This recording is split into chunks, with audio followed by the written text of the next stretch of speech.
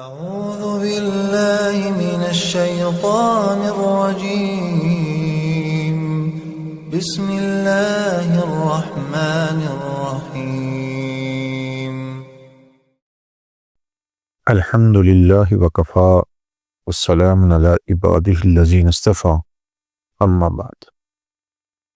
امام مسلم رحمۃ اللہ علیہ نے سیدنا ابو ہریرہ رضی اللہ تعالی عنہ سے نقل کیا ہے کہ ایک موقع پر اخذ الحسن بن علی تمرۃ من تمر الصدقہ، یہ سیدنا حسن بن علی رضی اللہ تعالی عنہ نے زکوٰۃ کے چھہاروں میں سے ایک چھہارا اٹھا لیا،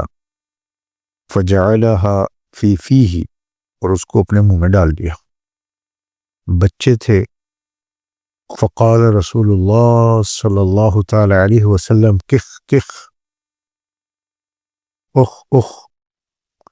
ارمی بہا، اس کو تھوکو، اس کو باہر پھینک دو۔ اما علمتا، بیٹا آپ کو معلوم نہیں، انا لا ناکل الصدقہ، کہ ہم اہل بیت سید زکوٰۃ کی چیز نہیں کھاتے۔ وفی روایت انا لا تحل لنا الصدقہ، آپ نے فرمایا کہ ہم بنی ہاشم کے لیے زکوٰۃ کی چیز حلال نہیں ہے۔ اس حدیث کی بنیاد پر علماء نے یہ مسئلہ نقل کیا ہے کہ سیدوں کو اور علویوں کو، جو حضرت علی رضی اللہ تعالیٰ عنہ کی اولاد ہیں، حضرت فاطمہ کے علاوہ دیگر حضرت علی رضی اللہ تعالیٰ عنہ کی ازواج سے، ایسے ہی جو عباسی ہیں حضرت عباس رضی اللہ تعالیٰ عنہ کی نسل سے، یا حضرت جعفر رضی اللہ تعالیٰ عنہ کی نسل سے، یا حضرت عقیل رضی اللہ تعالیٰ عنہ کی نسل سے، یا حضرت حارث بن عبد المطلب کے اولاد میں سے، ان میں سے کسی کے لیے زکوٰۃ کا پیسہ لینا اور ان کو زکوٰۃ کی مد میں ان کے ساتھ تعاون کرنا جائز نہیں ہے۔ اسی طرح نہ صرف زکوٰۃ بلکہ جو صدقہ شریعت کی جانب سے واجب ہو اس کو بھی ان کے لیے دینا جائز نہیں ہے، جیسے کسی نے منت مانی، نظر ہے، کفارہ ہے، عشر ہے، فطرانہ، یہ سب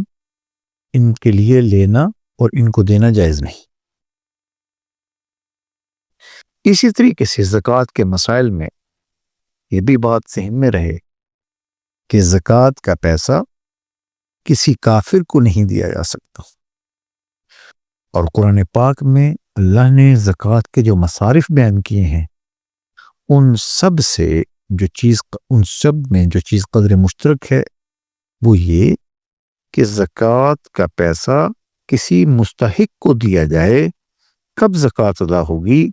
زکوٰۃ کے پیسے سے مسجد بنانا، کسی لاوارث مردہ کا کفن، اس کی قبر کا انتظام کروا دینا، یا مردہ کی طرف سے اس کا قرضہ ادا کرنا، یا کسی پل، کسی سڑک، کسی رفاع عامہ کے کسی اور کام میں پیسہ لگوا دینا، کوئی بلڈنگ بنوا دینا، یہ جائز نہیں ہے۔ اس کے لیے کسی انسان کا جو مستحق کے زکوٰۃ ہو، اور مستحق کے زکوٰۃ ہر وہ شخص ہے جو مالدار نہ ہو، صاحب نصاب نہ ہو، مستحق کے زکوٰۃ ہے، ان کو زکوٰۃ کا پیسہ دینا جائز نہیں۔ اللہ ہم سب سے راضی ہو، دین سیکھ کر عمل کرنے کی توفیق عنایت فرمائے۔